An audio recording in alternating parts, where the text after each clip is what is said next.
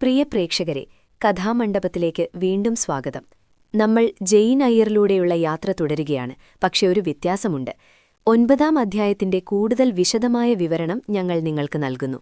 ഇത് നിങ്ങൾക്ക് ഇഷ്ടപ്പെടുകയും മുൻ അധ്യായങ്ങളും ഇതുപോലെ വേണമെന്ന് ആഗ്രഹിക്കുകയും ചെയ്യുന്നുവെങ്കിൽ ദയവായി അഭിപ്രായം രേഖപ്പെടുത്തുക. ലൈക്ക് ചെയ്യാനും ഷെയർ ചെയ്യാനും സബ്സ്ക്രൈബ് ചെയ്യാനും മറക്കരുത്. എന്നാൽ ലോവുഡിലെ ബുദ്ധിമുട്ടുകൾ അല്ലെങ്കിൽ കഷ്ടപ്പാടുകൾ കുറഞ്ഞു. വസന്തകാലം അടുത്തു. അത് യഥാർത്ഥത്തിൽ എത്തിക്കഴിഞ്ഞിരുന്നു. ശൈത്യകാലത്തെ മഞ്ഞില്ലാതായി, മഞ്ഞുവീഴ്ച ഉരുകി, അതിന്റെ കൊടും തണുപ്പുള്ള കാറ്റുകൾ നിലച്ചു. ജനുവരിയിലെ കഠിനമായ തണുപ്പിൽ തൊലിയുരിഞ്ഞ് വീങ്ങി നടക്കാൻ വയ്യാത്ത അവസ്ഥയിലായിരുന്ന എന്റെ ദുരിതപൂർണമായ പാദങ്ങൾ ഏപ്രിലിലെ സൗമ്യമായ കാറ്റിൽ സുഖപ്പെടാനും വീക്കം കുറയാനും തുടങ്ങി. രാത്രികളും പ്രഭാതങ്ങളും കനേഡിയൻ തണുപ്പിൽ ഞങ്ങളുടെ സിരകളിലെ രക്തം മരവിപ്പിക്കുന്നുണ്ടായിരുന്നില്ല. ഇപ്പോൾ ഞങ്ങൾക്ക് പൂന്തോട്ടത്തിൽ കളിക്കുന്ന സമയം സഹിക്കാൻ കഴിഞ്ഞു. ചിലപ്പോൾ ഒരു വെയിലുള്ള ദിവസം അത് മനോഹരവും ആസ്വാദ്യകരവുമായി തീർന്നു. ആ തവിട്ടുനിറമുള്ള പൂന്തോട്ടത്തടങ്ങളിൽ പച്ചപ്പ് വളർന്നു.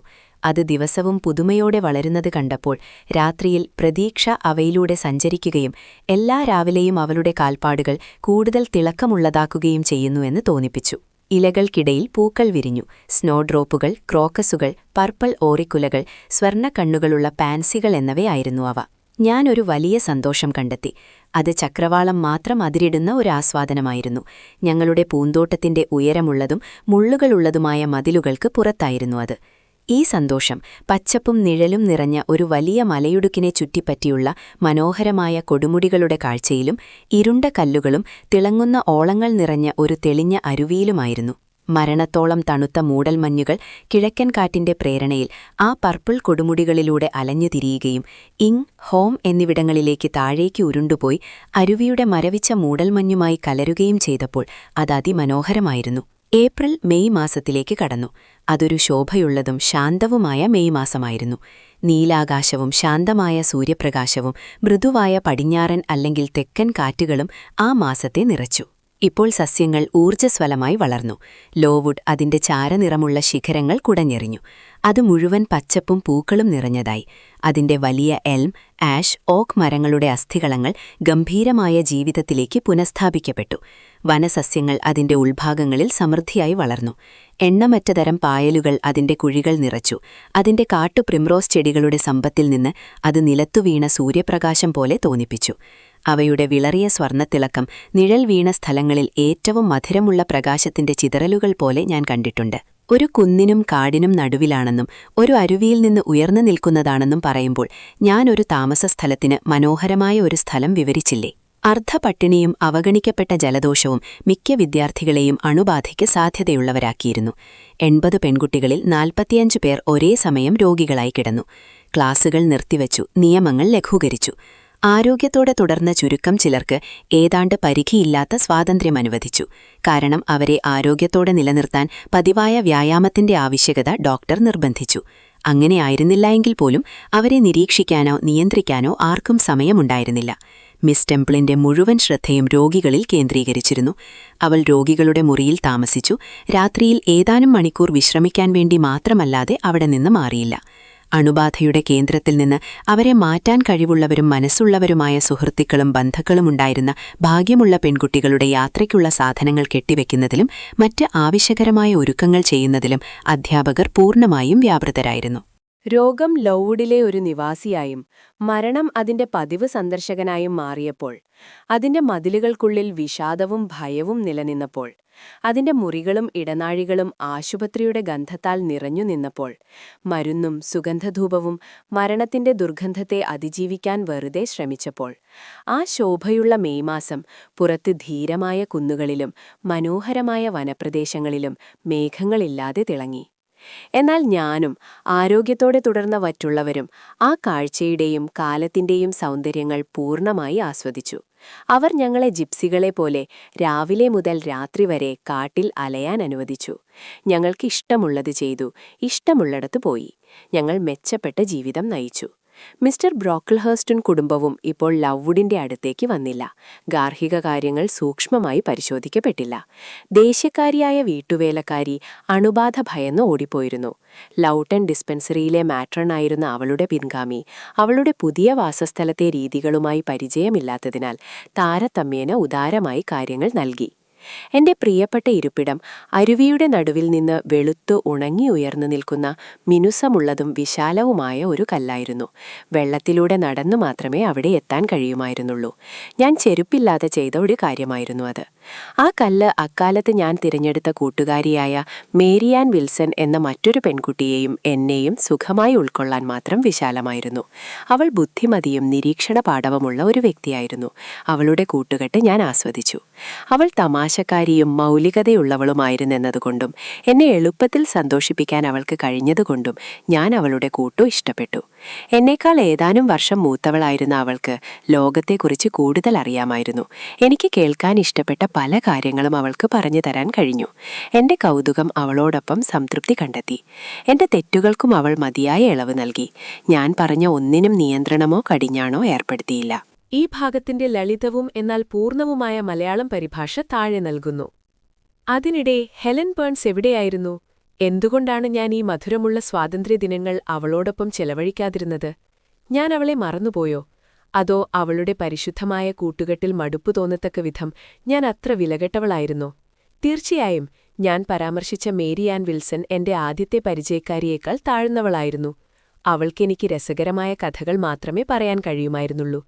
ഞാൻ ആസ്വദിക്കാൻ തിരഞ്ഞെടുത്ത ഏതൊരു രസകരവും തീവ്രവുമായ ഗോസിപ്പുകൾക്ക് മറുപടി നൽകാനും. എന്നാൽ ഹെലനെക്കുറിച്ച് ഞാൻ സത്യം പറഞ്ഞിട്ടുണ്ടെങ്കിൽ അവളുടെ സംഭാഷണത്തിന്റെ പ്രത്യേകാവകാശം ആസ്വദിച്ചവർക്ക് വളരെ ഉയർന്ന കാര്യങ്ങളുടെ ഒരു രുചി നൽകാൻ അവൾക്ക് യോഗ്യതയുണ്ടായിരുന്നു. ശരിയാണ് വായനക്കാരാ, എനിക്കിതറിയാമായിരുന്നു. ഇത് ഞാൻ അനുഭവിച്ചിരുന്നു. എനിക്ക് ഒരുപാട് തെറ്റുകളും കുറഞ്ഞ നല്ല വശങ്ങളുമുള്ള ഒരു കുറവുകളുള്ള വ്യക്തിയാണെങ്കിലും എനിക്ക് ഹെലൻ ബേൺസിനോട് ഒരിക്കലും മടുപ്പു തോന്നിയിട്ടില്ല. എന്റെ ഹൃദയത്തിൽ എപ്പോഴും ഉണ്ടായിരുന്നതുപോലെ ശക്തവും വാത്സല്യമുള്ളതും ബഹുമാനമുള്ളതുമായ ഒരു സ്നേഹം അവളോട് എപ്പോഴും ഞാൻ കാത്തുസൂക്ഷിച്ചു. മറ്റെങ്ങനെയാകും? ഹെലൻ എല്ലാ സമയത്തും എല്ലാ സാഹചര്യങ്ങളിലും എന്നോട് ശാന്തവും വിശ്വസ്തവുമായ സൗഹൃദം കാണിച്ചിരുന്നു. ദേഷ്യം ഒരിക്കലും അതിനെ കൈപ്പേറ്റിയില്ല. പ്രകോപനം ഒരിക്കലും അതിനെ അസ്വസ്ഥമാക്കിയില്ല. എന്നാൽ ഇപ്പോൾ ഹെലന് സുഖമില്ലായിരുന്നു. കുറച്ചാഴ്ചകളായി അവളെ എന്റെ കാഴ്ചയിൽ നിന്നു മാറ്റി മുകളിലത്തെ ഏതോ മുറിയിലേക്ക് കൊണ്ടുപോയിരുന്നു. എനിക്കറിയില്ലായിരുന്നു അതേതു മുറിയാണെന്ന്. ജൂൺ മാസത്തിന്റെ തുടക്കത്തിലൊരു വൈകുന്നേരം ഞാൻ മേരിയാനിനോടൊപ്പം കാട്ടിൽ വളരെ വൈകിവരെ പുറത്തുണ്ടായിരുന്നു. ഞങ്ങൾ പതിവുപോലെ മറ്റുള്ളവരിൽ നിന്നു മാറി ദൂരെ അലഞ്ഞു തിരിഞ്ഞു. വഴി തെറ്റിയതുകൊണ്ട് കാട്ടിലെ മരങ്ങളുടെ കായകൾ തിന്നു ജീവിച്ചിരുന്ന പകുതി കാട്ടുപന്നികളുടെ ഒരു കൂട്ടത്തെ നോക്കിയിരുന്ന ഒരു പുരുഷനും സ്ത്രീയും താമസിച്ചിരുന്ന ഒരു ഒറ്റപ്പെട്ട കുടിലിൽ വഴി ചോദിക്കേണ്ടി വന്നു. ഞങ്ങൾ തിരികെ എത്തിയപ്പോൾ ചന്ദ്രൻ ഉദിച്ചിരുന്നു. സർജന്റിന്റേതാണെന്ന് ഞങ്ങൾക്കറിയാവുന്ന ഒരു കുതിര പൂന്തോട്ടത്തിന്റെ വാതിൽക്കൽ നിൽക്കുന്നുണ്ടായിരുന്നു. ആ വൈകുന്നേരം മിസ്റ്റർ ബേറ്റ്സിനെ വിളിച്ചതുകൊണ്ട് ആർക്കോ വളരെ വയ്യാതായിരിക്കുമെന്ന് മേരിയാൻ പറഞ്ഞു. അവൾ വീടിനകത്തേക്ക് പോയി.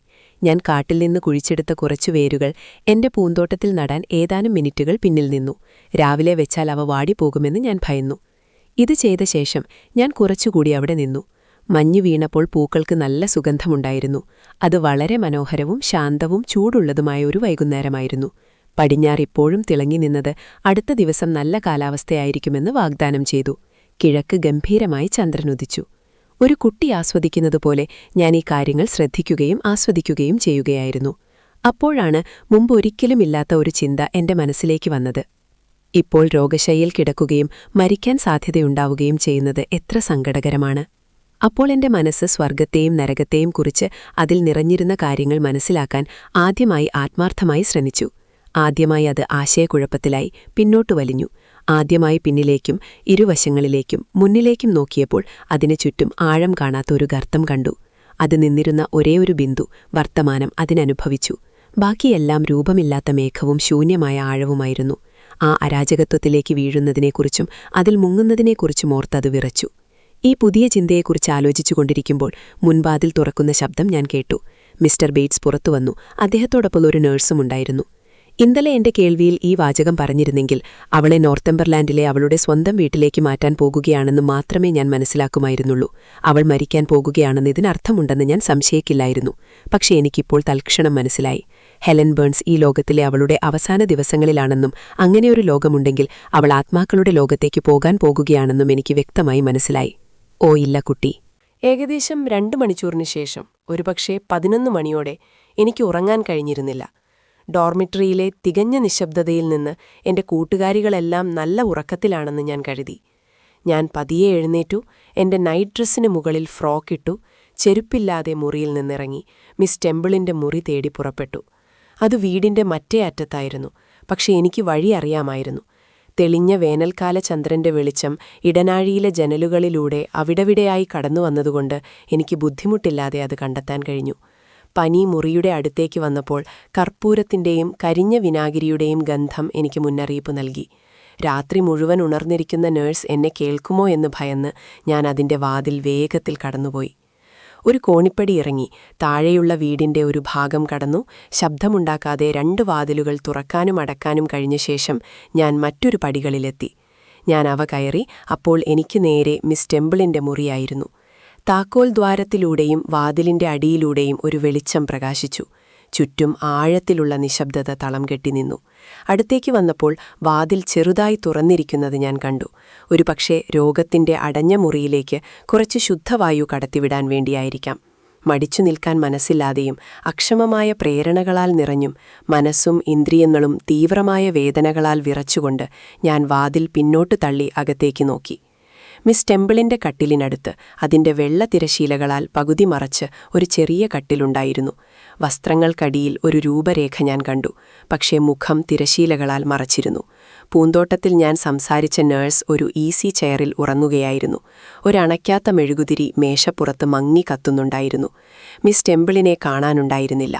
പനിമുറിയിലെ ബോധമില്ലാത്ത ഒരു രോഗിയുടെ അടുത്തേക്ക് അവളെ വിളിച്ചിരുന്നു എന്ന് ഞാൻ പിന്നീടറിഞ്ഞു. ഞാൻ മുന്നോട്ട് നീങ്ങി, പിന്നെ കട്ടിലിന്റെ അരികിൽ നിന്നു. എന്റെ കൈ തിരശീലയിലായിരുന്നു, പക്ഷേ അത് മാറ്റുന്നതിനു മുൻപ് സംസാരിക്കാനാണ് ഞാൻ ഇഷ്ടപ്പെട്ടത്. നീ എന്തിനാണ് ഇവിടെ വന്നത് ജെയിൻ? നീ എവിടെയെങ്കിലും പോവുകയാണോ ഹെലൻ? ഞാൻ വിഷമത്തോടെ ചോദിച്ചു. ഞാൻ അങ്ങനെ ചെയ്തു. അവൾ അവളുടെ കൈ എന്റെ മുകളിലിട്ടു. ഞാൻ അവളുടെ അടുത്തേക്ക് ചേർന്നു കിടന്നു. ഒരു നീണ്ട നിശബ്ദതയ്ക്ക് ശേഷം അവൾ വീണ്ടും സംസാരിച്ചു, ഇപ്പോഴും മന്ത്രിച്ചുകൊണ്ട്. ഞാൻ വളരെ സന്തോഷവതിയാണ് ജെയിൻ. ഞാൻ മരിച്ചൂർന്ന് കേൾക്കുമ്പോൾ നീ ദുഃഖിക്കരുത്. ദുഃഖിക്കാനൊന്നുമില്ല. നമ്മളെല്ലാവരും ഒരു ദിവസം മരിക്കും. എന്നെ കൊണ്ടുപോകുന്ന ഈ രോഗം വേദനാജനകമല്ല. ഇത് സൗമ്യവും പതുക്കെ വരുന്നതുമാണ്. എന്റെ മനസ്സ് ശാന്തമാണ്. എന്നെ ഓർത്ത് അധികം ദുഃഖിക്കാൻ ആരുമില്ല. എനിക്കൊരച്ഛൻ മാത്രമേ ഉള്ളൂ. അദ്ദേഹം അടുത്തിടെ വിവാഹം കഴിച്ചു. എന്നെ മിസ് ചെയ്യില്ല. ചെറുപ്പത്തിൽ മരിക്കുന്നതിലൂടെ വലിയ കഷ്ടപ്പാടുകളിൽ നിന്ന് ഞാൻ രക്ഷപ്പെടും. പക്ഷേ നീ എവിടേക്കാണ് പോകുന്നത് ഹെലൻ? നിനക്ക് കാണാൻ കഴിയുന്നുണ്ടോ? ദൈവം എവിടെയാണോ അവിടെ. എന്റെയും നിന്റെയും സൃഷ്ടാവ്. അവൻ സൃഷ്ടിച്ചത് ഒരിക്കലും നശിപ്പിക്കാത്തവൻ. ഒരു പരലോകമുണ്ടെന്ന് എനിക്ക് ഉറപ്പാണ്. ദൈവം നല്ലവനാണെന്ന് ഞാൻ വിശ്വസിക്കുന്നു. എന്റെ അമർത്യമായ ഭാഗം ഒരു സംശയവുമില്ലാതെ അവനു സമർപ്പിക്കാൻ എനിക്ക് കഴിയും. ഞാൻ വീണ്ടും ചോദ്യങ്ങൾ ചോദിച്ചു, പക്ഷേ ഇത്തവണ മനസ്സിൽ മാത്രമായിരുന്നു. ആ ലോകം എവിടെയാണ്? ഞാൻ ഹെലനെ കൂടുതൽ ചേർത്തു പിടിച്ചു. അവൾ എനിക്ക് എന്നത്തേക്കാളും പ്രിയപ്പെട്ടവളായി തോന്നി. അവളെ വിട്ടുപോകാൻ എനിക്ക് കഴിയില്ലെന്ന് തോന്നി. ഞാൻ അവളുടെ കഴുത്തിൽ മുഖമൊളിപ്പിച്ചു കിടന്നു. അല്പസമയത്തിനകം അവൾ വളരെ മധുരമായ സ്വരത്തിൽ പറഞ്ഞു, എന്തൊരാശ്വാസം. ഞാൻ ഉണർന്നപ്പോൾ നേരം വെളുത്തിരുന്നു. അസാധാരണമായ ഒരു ചലനം എന്നെ ഉണർത്തി. ഞാൻ മുകളിലേക്ക് നോക്കി. ഞാൻ ആരോടെയോ കൈകളിലായിരുന്നു. നേഴ്സ് എന്നെ പിടിച്ചിരുന്നു. അവൾ എന്നെ ഇടനാഴിയിലൂടെ ഡോർമിട്രിയിലേക്ക് തിരികെ കൊണ്ടുപോകുകയായിരുന്നു. എന്റെ കിടക്ക വിട്ടുപോയതിന് എനിക്ക് വഴക്ക് കിട്ടിയില്ല. ആളുകൾക്ക് ചിന്തിക്കാൻ മറ്റ് കാര്യങ്ങളുണ്ടായിരുന്നു. എന്റെ നിരവധി ചോദ്യങ്ങൾക്ക് അപ്പോൾ ഒരു വിശദീകരണവും കിട്ടിയില്ല. എന്നാൽ 1-2 ദിവസങ്ങൾക്ക് ശേഷം ഞാൻ അറിഞ്ഞു, മിസ് ടെമ്പിൾ പുലർച്ചെ സ്വന്തം മുറിയിലേക്ക് തിരികെ വന്നപ്പോൾ എന്നെ ചെറിയ കട്ടിലിൽ കിടക്കുന്നതായി കണ്ടിരുന്നു.